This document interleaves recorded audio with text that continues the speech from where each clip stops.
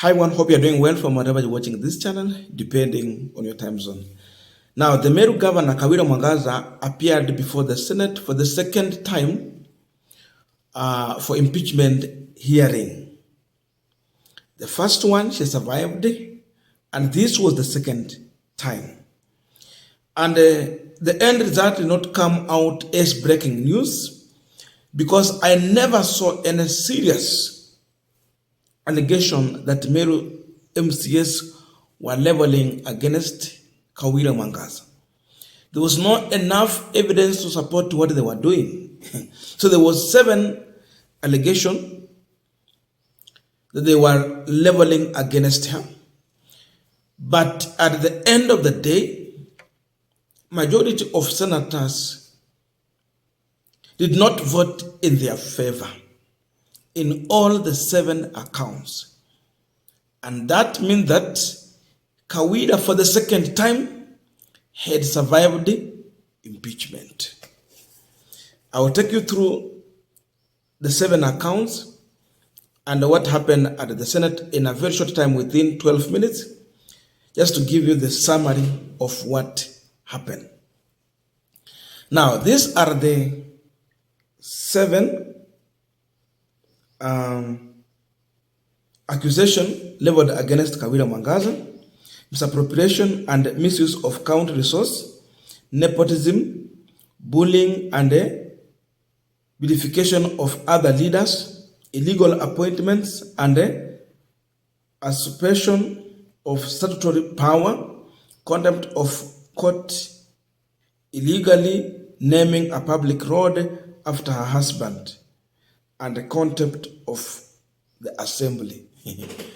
Those were the allegations that they were leveling before Governor Kawira Mwangaza. Now, before the impeachment process, in terms of now voting, because now it was the whole house to vote on Governor Kawira Mwangaza decision, either to retain her or to impeach her. So Kawira Mwangaza was given an opportunity to address the Senate before they vote. And she was clear that she was saying that she's praying that she will be given a second chance to work for the people of Meru. The truth is that Kawira has several weaknesses, but that weakness cannot mount to impeachment. You check on Sema Meru, they cannot be led by women. The issue of culture and traditions comes in, all those other things which they are not even mentioning here. But then this is what Kawira Mwangaza had to say before the Senate made their vote. Listen to her, then I will take to you on account on how they were voting, how many senators were voting in favor and against. Listen to Kawira Mwangaza pleading at the Senate. I want to take this opportunity to really thank you for your time. I know it has not been easy for you. God bless you for your time. Honorable Speaker, I'm here today pleading with this House. And I want to say it in Kiswahili. Mateso ni mengi, lakini Mungu tusaidia. If I have wronged any person in this house, in Meru, in Kenya, I pray for forgiveness.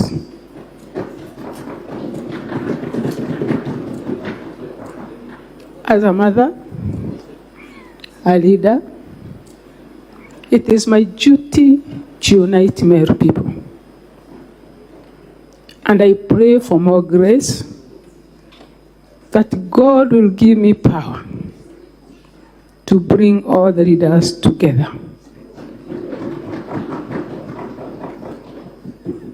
I pray unto our Father to give me more energy,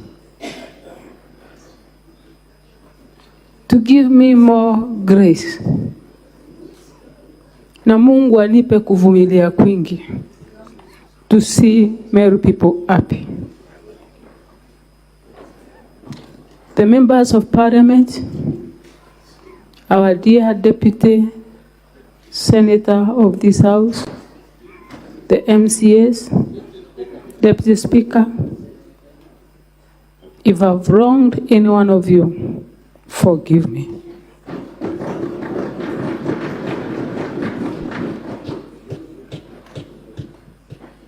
Honorable Speaker,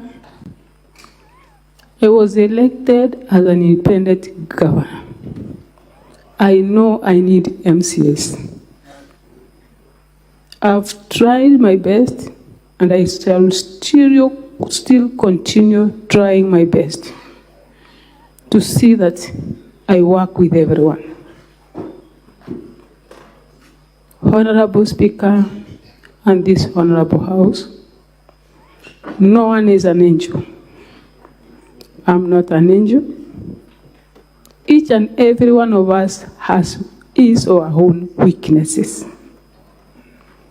It is my prayer to God that the weaknesses that they might have, God will help me, so that we work together as a team and make Meru people happy. Honorable Speaker, honorable members of this House,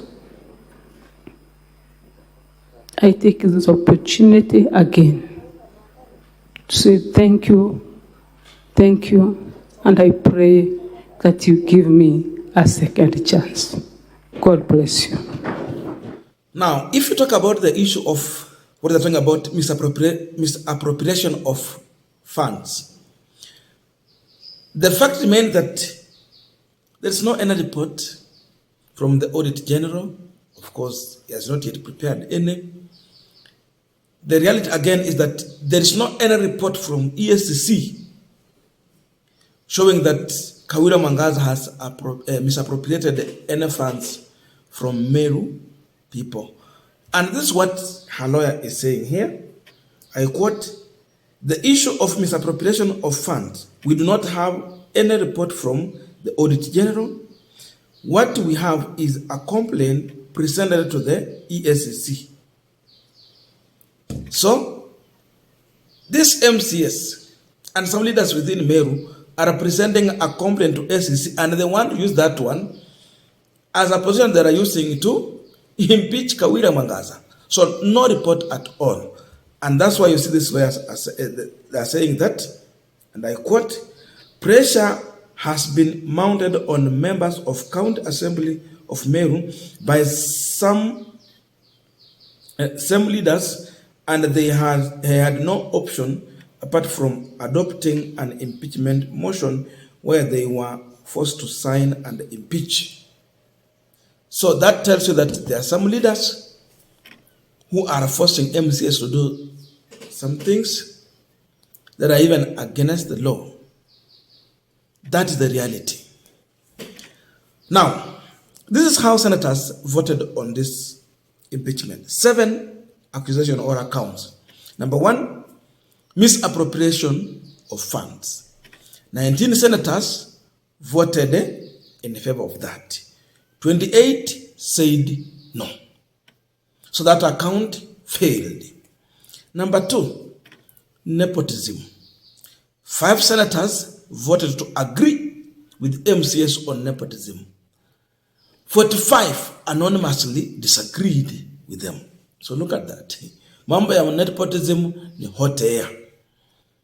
Number 3, bullying and demeaning other leaders. 3 governors, the senators, voted in agreement with MCS.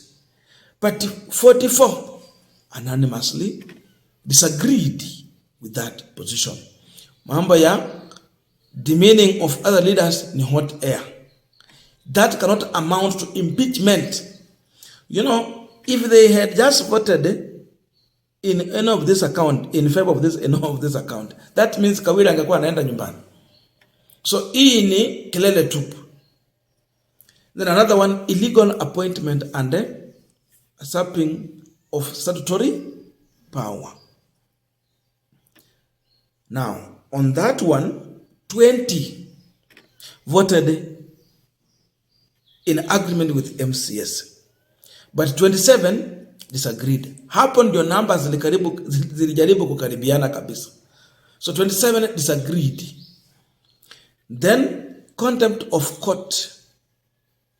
3 senators voted in favor of MCS, but 44 disagreed with that position.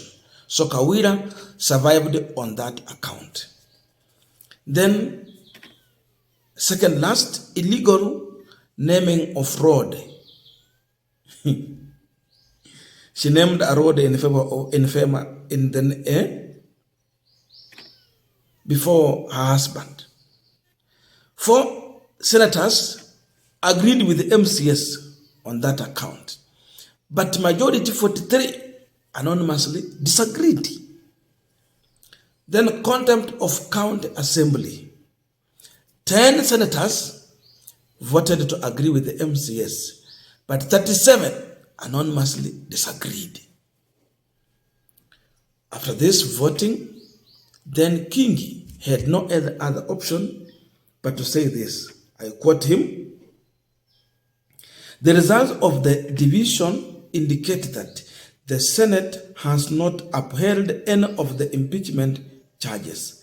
The Senate has failed to remove from office by impeachment Governor Kawira Mwangaza, and the governor accordingly continues to hold office."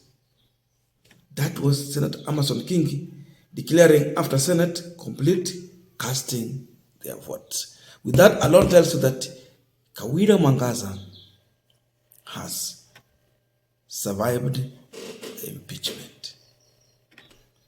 So this was the second impeachment. What those who are planning for Kawira Mwangaza's impeachment need to know is that the more they plan to impeach her and she keep on surviving, she goes to the Senate and you see tears out of her eyes. That alone, in one way, they are politically building Kawira Mwangaza. They are empowering Kawira Mwangaza politically, because that is mounting to sympathy. We have many people in Meru who did not even like Kawira Mwangaza, even those who did not vote for her. But after seeing what she's going through, they are going to sympathize with Kawira Mwangaza. So the sympathy card is going to work in favor of Kawira Mwangaza. So those individuals must know that. They are making Kawira Mwangaza strong and more strong politically. Yes, we know she has some weakness, but because of the tormenting she's going through, that weakness is now coming as a blessing in disguise through this kind of impeachment. Yes, we're talking about culture, that she has to adhere to culture and traditions of the Meru people. Wameru wanasema kwamba ati wawezi kubali kuongozwa na mwanamke. Then I ask myself a question. Who voted for Kawira Mwangaza? She came on an independent ticket. Si walikuwa ni watu wa Meru County, both men and women. So Kawira Mwangaza, by the fact that she became the governor through a democratic way of majority vote, that means that she was breaking the seal of that kind of position that women cannot lead in Meru. And therefore, she opened a window for Meru women, daughters, to now take over power. That's the reality. So, Kawira will continue to serve And the more she will be facing impeachment, the more she become powerful.